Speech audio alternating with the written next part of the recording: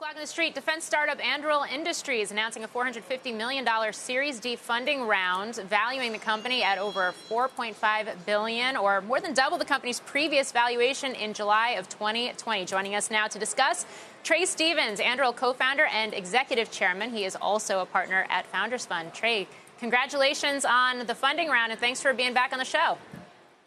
Yeah, absolutely. Thanks for having me, Morgan. It's good to see you. All right, so what will this money enable Anduril to do?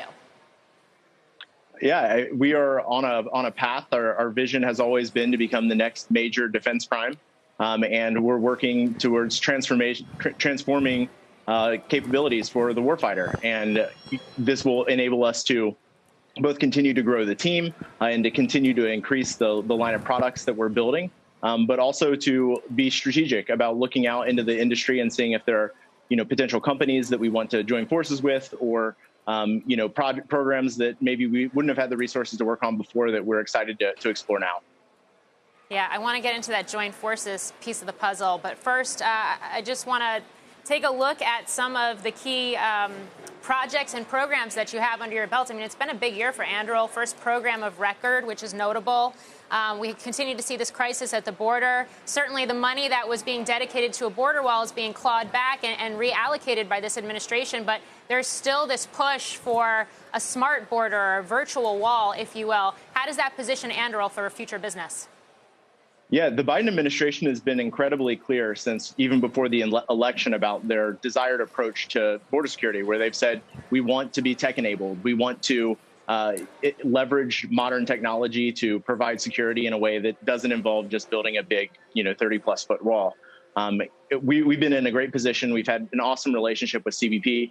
We're really excited about the work that we're doing there with autonomous towers, leveraging computer vision to provide them with the capability that they need to advance forward with the border security mission.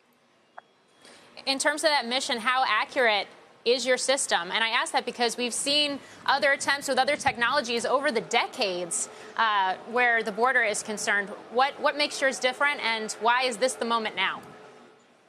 That's a great question, actually. There have been a number of efforts that have taken place over the last 20 years to build border security technology, surveillance towers, things like that. Oftentimes, the problem hasn't necessarily been that the programs have failed just because they've been mismanaged. It's actually because the technology wasn't quite ready yet. There's improved batteries, improved compute from a GPU perspective, better sensors, and in addition to that, the software that runs all of it. And so as a company, we're incredibly focused on bringing together all of those skill sets in a way that hasn't really been brought together before. Morgan, we've talked before about the fact that most of our talented software engineers that are working on these sorts of computer vision problems are optimizing ads at Google and Facebook. And so our goal was to create a company that was aspirational, that they could come to and work on critical problems that had national and international significance. And I think doing that in a way that leverages the importance of these missions to deliver that capability is an incredibly compelling sell from a recruiting perspective as well. Yeah, and we've seen an explosion of defense startups, albeit many of them, Anduril the exception, still very small. We were talking about some of these next-gen capabilities and technologies with Jim Takelett of Lockheed Martin in the last hour as well. How would you assess the current defense sector right now, the competitive environment? And when you talk about the possibility to maybe collaborate or work with other companies, would you work with some of those existing primes like a Lockheed? Yeah, I guess there's two parts to that answer. The first is we feel a tremendous amount of pride and pressure at Anduril with kind of leading the way for new defense technology companies that are getting venture funding and that are starting to work with innovative groups within the Department of Defense. We're starting to see a lot more private investment flowing into these companies. We're super excited to work with them. On the defense prime side of things, it's kind of maybe a slightly different story. My thesis would be roughly that the people that love the defense primes most are the Chinese Communist Party. They know that we're really slow. They're not impressed with our capabilities. They know that we have a really difficult time delivering. And we're trying to build a company that operates on internet time, not Jurassic time.